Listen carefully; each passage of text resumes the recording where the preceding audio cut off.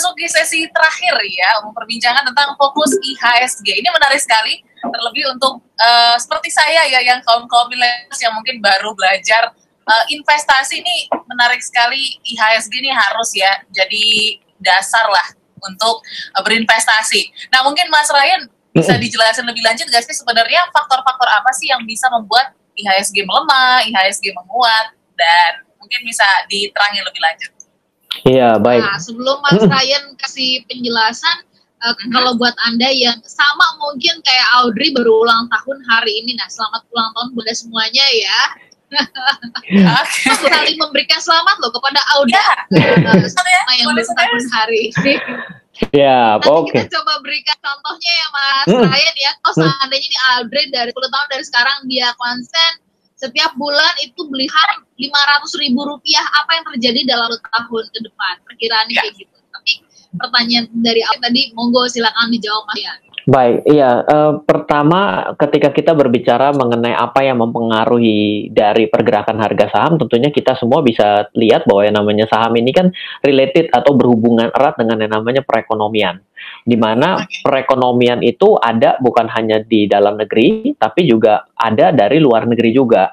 Dan perekonomian ini kan sesuatu yang sangat banyak ya. Misal, ada suku bunga, ada nilai tukar, ada juga ekspor dan impor, ada juga tingkat lapangan pekerjaan, penganggurannya. Nah, itu semua adalah hal-hal yang mempengaruhi. Bisa juga harga komoditi, misalnya kenaikan dan penurunan harga batu bara, kenaikan dan penurunan harga emas, ada kenaikan dan penurunan harga minyak, dan lain sebagainya. Semua itu masuk menjadi satu. Sehingga, ya akan sangat membingungkan bagi seorang pemula yang seolah-olah, wow, kok sebanyak ini? Iya, betul. Jadi, memang harus cukup simpel saja dulu buat teman-teman yang mulai mau belajar investasi. Itu sebenarnya tidak perlu terlalu panik dengan mendengar semua itu.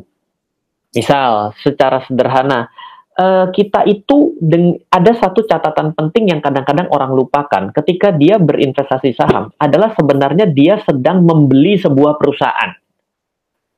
Ketika membeli sebuah perusahaan itu Anda become menjadi bos, menjadi seorang bos dari perusahaan tersebut yang sudah meng-hire orang-orang pintar, meng-hire orang-orang yang tepat untuk mengerjakan segala tindakan teknis yang ada dalam perusahaan.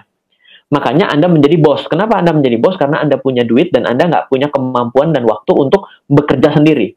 Itu ada dasarnya itu dulu.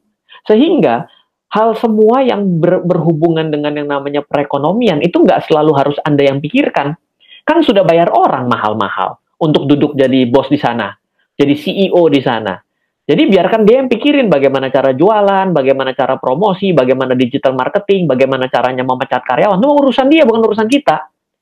Jadi kita nggak terlalu, as simple. Jadi jangan kita ruwetkan dengan kondisi ketakutan-ketakutan kita dengan melihat, kok kenaikan penurunan seharga. Ya, yang namanya harga naik dan turun itu biasa. Dalam pertemanan, dalam pernikahan itu yang namanya keributan-keributan setiap hari adalah hal yang biasa. Tapi tetap harus akur dan rukun. Ya Pak, ya Mbak Ola. Oh jadi Mbak Ola terus ya, salah juga. Audrey aja. Ya. Oh ya, kalau pertemanan iya pertemanan. Nggak apa-apa lah. Iya, nah. Jadi, berbicara mengenai naik turun itu sebenarnya menjadi bagi seorang investor itu nggak perlu menjadi suatu bahan yang diributkan. Yang penting cuma lihat, itu perusahaan saya, bosnya masih kerja dengan baik nggak? Apa nih dasar bosnya bekerja dengan baik? Masih untung nggak? Jadi, nggak usah terlalu panik gitu loh. Karena banyak orang semakin tidak ngerti akan semakin takut. Akan semakin banyak imajinasi-imajinasi yang buruk dan imajinasi-imajinasi yang berlebihan. Imajinasi yang berlebihan gini, kemarin ada loh yang namanya aksi goreng-menggoreng saham. Dia nggak ngerti juga goreng-menggoreng saham itu apa. Tapi dia menjadikan itu sebagai suatu ketakutan. Artinya kan parno kan? Ya itu yang terjadi dalam kondisi orang yang tidak berinvestasi pada hari ini. Nah, saya akan lanjutkan lagi dengan yang namanya, waduh, Audrey hebat nih ya, kita selisih usia membuat saya terasa tua. Gitu ya. Tapi jiwa tetap muda. Ya harus, karena saya makanya temenan itu sama mahasiswi ya kan, ngajar, jangan salah dulu. Siap Mbak Ola, saya ngerti maksudnya. Okay. Jadi, kalau kita berbicara investasi, betul bahwa investasi itu jangka panjang, maka banyak orang yang bilang gini, Ryan, kalau saya mau investasi, kira-kira dalam 10 tahun saya dapat berapa? Pertama, memang kita tidak bisa memastikan dengan pasti. Contohnya gini, ada nggak yang bisa jamin harga emas 10 tahun ke depan? Ayo, siapa yang berani? Nggak ada. Kalau ada yang bilang, oh saya berani, boleh kalau gitu, tapi sekarang saya tambahkan tingkat kesulitannya. Kalau salah 10 tahun lagi, kamu saya dor di kepala. Nggak berani tiba-tiba. Artinya, jangankan saham, emas pun nggak ada yang berani memastikan kenaikan dan penurunan dalam 10 tahun ke depan. Tapi logikanya, emas akan cenderung naik. Kok bisa cenderung naik? Ada dua hal. Satu, emas itu dijadikan sebagai penyeimbang daripada pertumbuhan dan pelemahan dari nilai tukar di seluruh dunia. Yang kedua, sebagai alat industri. Sehingga otomatis akan selalu mengalami kenaikan akibat biaya produksinya yang makin hari makin mahal. Logis dong. Nah, sama dengan perusahaan. Perusahaan kalau makin hari makin jelek, itu namanya bukan perusahaan. Namanya perusahaan mau mampus. Berarti kalau perusahaan makin hari makin bagus, berarti harga sahamnya makin hari makin mahal. Jadi, Anda bisa membeli secara berkala. 100.000 bisa? Bisa. Ada perusahaan-perusahaan bagus yang hari ini sudah di bawah 100.000 nilainya. Bisa Anda beli. Nah, contoh studi kasus. Anda membeli perusahaan perbankan-perbankan yang besar yang ada di Indonesia adalah 4 besar yang kita pasti tahu, ada namanya BRI, BCA, BNI, dan Mandiri. Contoh sederhana. Ternyata dari 4 bank ini, kalau Anda investasi 10 tahun yang lalu, Anda investasi sampai dengan di cut terakhir di awal 2020, maka hasil Anda menabung sahamnya dengan nilai satuan terkecil, itu lebih tinggi hasil returnnya daripada membuka rekening di bank tersebut. Oke. Jadi, ini ada 2 perbandingan ya. Yang satu adalah membeli sahamnya, yang satu membuka rekening di bank tersebut. Sama-sama dimasukin uang yang sama. Ternyata yang satu nilainya lebih rendah, menabung itu lebih rendah hasilnya daripada menabung saham banknya. Oh, Ryan, nggak bisa gitu. Kan yang namanya saham bisa naik turun. Kan tadi sudah kita jelaskan. Kalau perusahaan yang bagus, cenderung dia bisa berkungfu ria untuk tetap mengalahkan kinerja pasar sehingga dia tetap bagus dan harga sahamnya akan naik. Jadi sebenarnya dasar-dasar dalam investasi itu ya cenderung naik apabila Anda lakukan secara konsisten, secara terus-menerus.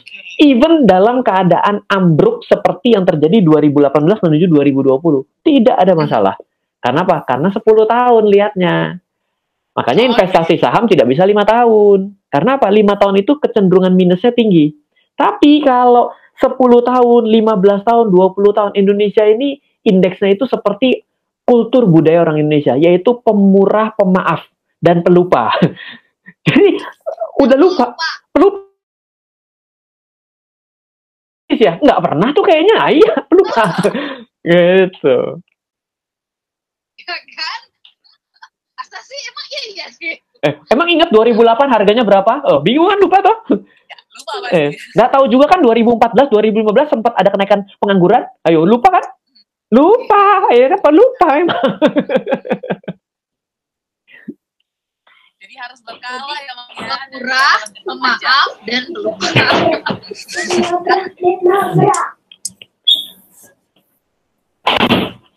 Oke, Mas Ryan, ini kita sampai di penghujung ya. Yeah. Tadi banyak hal daging dan soal IHSG yang bukain buat kita semuanya. Terutama buat para pemula yang sudah bersiap-siap ingin beralih berinvestasi yang tadinya biasanya nongkrong, jajan, beli barang-barang merek, sekarang pengen mulai berinvestasi kayak Audrey yang tadi mau beli Gucci nggak jadi tuh Mas Rai, udahlah dibatalin aja nih saya investasi aja ya 10 tahun. Pas bunga maksudnya nih.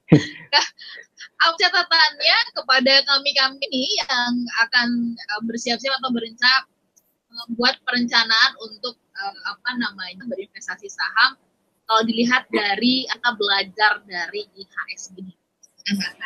Ya, jadi gini, sebenarnya dalam investasi itu banyak orang takut ketika harga turun. Saya bilang itu sih nggak salah ya, namanya ketakutan itu kan selalu datang dari terlalu tahu sama terlalu tidak tahu. Nah, ya kalau pemula terlalu tidak tahu biasanya. Tapi ada kabar baiknya adalah bagi orang-orang yang investasi selama 10 tahunan, entah mau dimulai 10 tahunnya dari berapa tahun berapa terserah. dan dilakukan secara berkala setiap bulan dengan nilai yang sama saja, jangankan berubah-berubah, yang sama saja ya, itu ternyata di Indonesia itu tidak memiliki nilai investasi yang minus dengan satu syarat. Saham yang dibeli adalah saham-saham yang sudah lama dan juga memiliki likuiditas yang bagus dan juga tidak pernah bermasalah secara laporan keuangan. Ternyata selalu cenderung untung. Berapa untungnya? Untungnya mungkin 1,5 kali lipat. Misal, masukin uangnya 1 juta tiap bulan, artinya kalau dalam 10 tahun kan 120 juta dong. Itu dia 1,5 kali bisa jadi 180 juta, ada yang jadi 190, ada yang jadi 160. Ada nggak yang lebih dari 2-3 kali lipat? Ada juga. Jadi dapatnya 360. Ada. Jadi sesimpel itu adalah kinerja masa lalu.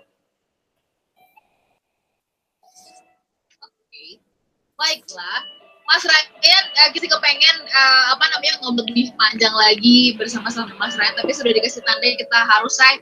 Tapi tenang aja, sebenarnya di tanggal 18 kita punya jadwal yang panjang lebar, bisa interaksi dan bermuka dengan Mas Ryan. Yuk, jadi manfaatkan Anda pada saat itu untuk bisa daftar sekarang karena Anda masih bisa mendapatkan early bird yang kedua ya, Audrey ya, 500.000 untuk semua webinar kami. Dapatkan informasinya, nama, kemudian spasi DWM, spasi jumlah orang yang Anda tarik, kirim ke 0821 2345 959. Kami pamit, minggu depan kita jumpa kembali. Mas Ryan sehat ya. Saya Untuk Lija. Saya Audrey Joanna. Dan Ryan Filbert. Kami mengucapkan terima kasih dan sampai jumpa. Bye.